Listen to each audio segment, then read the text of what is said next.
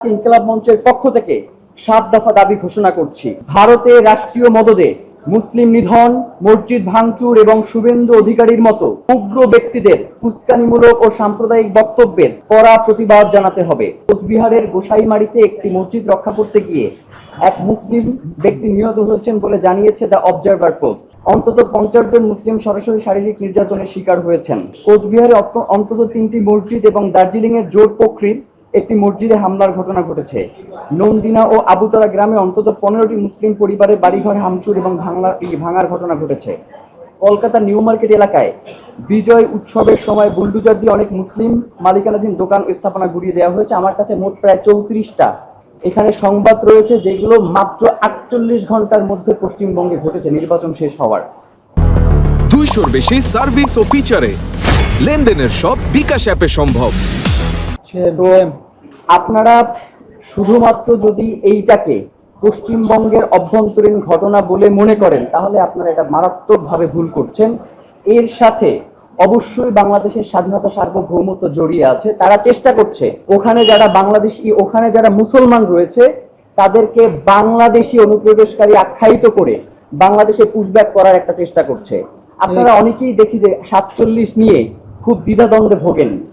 অনেকে বলবার চেষ্টা করেন এটা দেশভাগ, অমুক তমুক অনেক বয়ান হাজির করবার চেষ্টা করেন। আজকে শুধুমাত্র পশ্চিমবঙ্গের দিকে তাকান, তাহলে আপনারা বুঝতে পারবেন যে বাংলাদেশের জন্য 47 আজাদি হয়ে আসছিল, সেখানে কোনো দেশভাগের মতো ঘটনা ঘটেনি। আমরা আজকে ইনকিলাব মঞ্চের পক্ষ থেকে 7 দফা দাবি ঘোষণা করছি। ভারতীয় হাইকমিশনারকে তলব ও কঠোর কৈফিয়ত।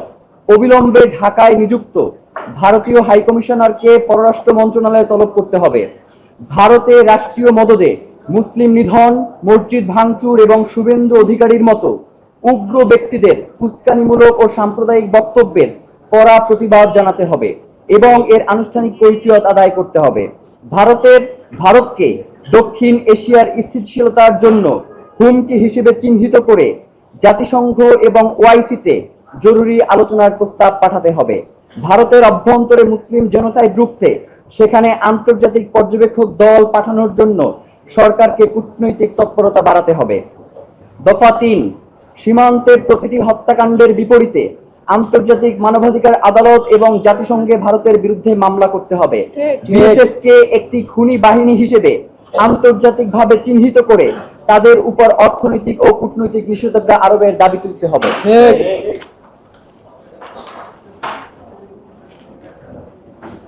আগামী 7 জুন শুরু হতে যাওয়া জাতীয় সংসদের বাজেট অধিবেশনে ভারতের উগ্র হিন্দুত্ববাদী সহিংসতা ও সীমান্ত হত্যার প্রতিবাদে সর্বসম্মত নিন্দা প্রস্তাব গ্রহণ করতে হবে। এছাড়া গত 1 দশকে সীমান্তে নিহতদের তালিকা ও ভারতে ক্ষতিগ্রস্ত ধর্মীয় স্থাপনার পরিসংখ্যান নিয়ে একটি রাষ্ট্রীয় শ্বেতপত্র প্রকাশ করতে হবে। ভারত যতক্ষণ পর্যন্ত সীমান্তে হত্যা শূন্যে না আনবে এবং মুসলিমদের জানমালের নিরাপত্তা নিশ্চিত না করবে, ততক্ষণ পর্যন্ত আদানি চুক্তি সহ ভারতকে দেওয়া সকল একতরফা সুবিধা, রেল ট্রানজিট করিডোর ও বন্দর ব্যবহার স্থগিত করতে হবে।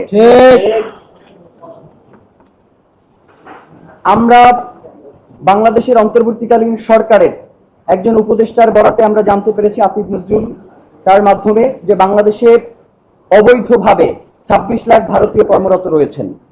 বাংলাদেশে থাকা অবৈধ 26 লাখ ভারতীয় নাগরিককে বহিষ্কার করতে হবে। ঠিক। এবং সর্বশেষ, বাংলাদেশ থেকে উগ্র হিন্দুত্ববাদী সংগঠন সমূহের কর্মকাণ্ড নিষিদ্ধ করতে হবে। আপনারা জানেন, বিগত সময়ে ইসকন সহ বাংলাদেশে বেশ কিছু উগ্র হিন্দুত্ববাদী সংগঠন, তারা বাংলাদেশের স্বাধীনতা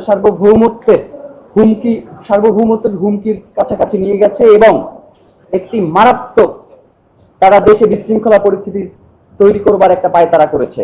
এবং ইতিপূর্বে চিন্ময় দাসকে কেন্দ্র করে একজন বাংলাদেশি মজলুম আলিফকে হত্যা করার মতো ঘটনা ঘটেছে। আমরা ইনকিলাব মঞ্চের পক্ষ থেকে আপনাদেরকে বিনীতভাবে জানাতে চাই, এই 7 দফা দাবি অতি দ্রুত বাস্তবায়ন করতে হবে।